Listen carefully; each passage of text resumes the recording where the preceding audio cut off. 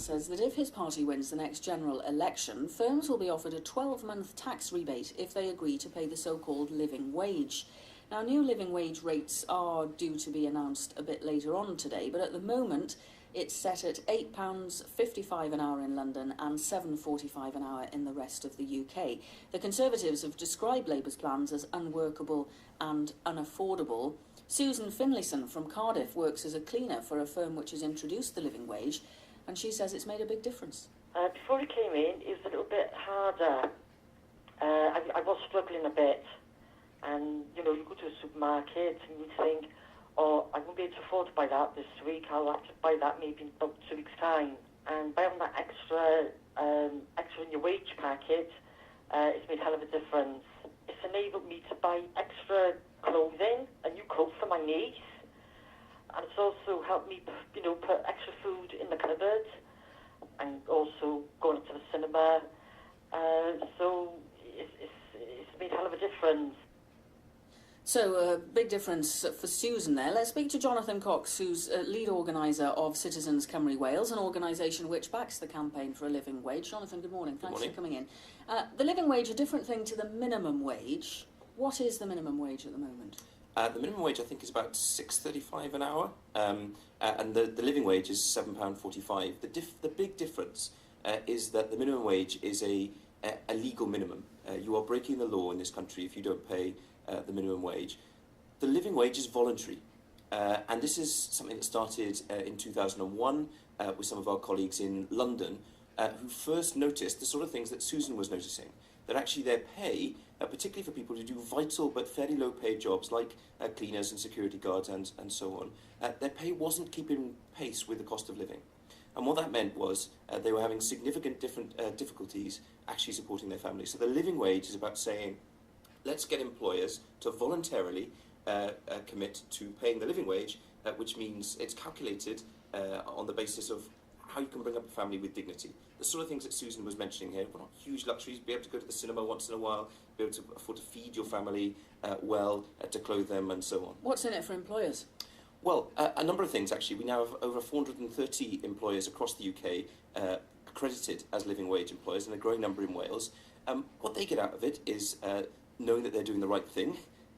Secondly, they actually there's a business benefit to this as well, because what a lot of the companies like KPMG, who brought out a report in this last year, found was that by paying their staff a living wage, they actually reduced absenteeism, they reduced turnover of staff, and actually ended up with getting a better service from the people they were employing. What do you make of Ed Miliband's announcement? I mean, presumably you would welcome anything that would encourage businesses to introduce a living wage, but there are concerns about affordability, aren't there? And concerns that the higher wages become, the less able, at least some employers will be, to employ the number of people that they currently do. Absolutely, and the living wage doesn't have to cost a single job. It shouldn't have to cost a single job, and that's why we want to keep it voluntary. And it is why we're non-partisan, and there's support from all of the main political parties for the living wage.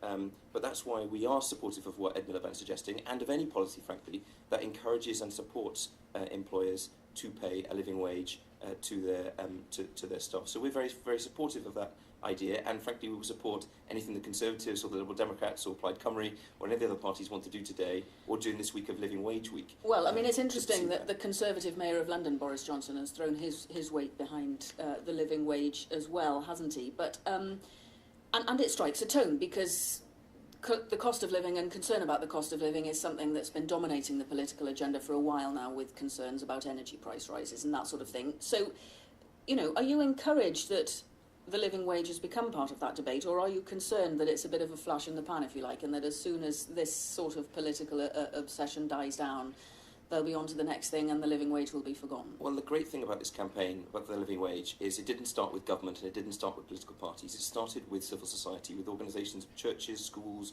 mosques, trade unions that are rooted in our communities. And they're the people who are going to drive this when the political parties may have moved on, although we hope that they won't. But those are the organisations that will continue to push for the living wage in Wales and elsewhere. And this week is Living Wage Week. We're celebrating those companies who pay the living wage. And it's, again, young people from our communities who are going out doing that, celebrating. So through the course of this week, we'll have people going to the different employers in Cardiff and South Wales and beyond, taking living wage cakes to them to thank those employers. That's another benefit if you're a living You get wage free employee. cake. You get Oh, free well. cake.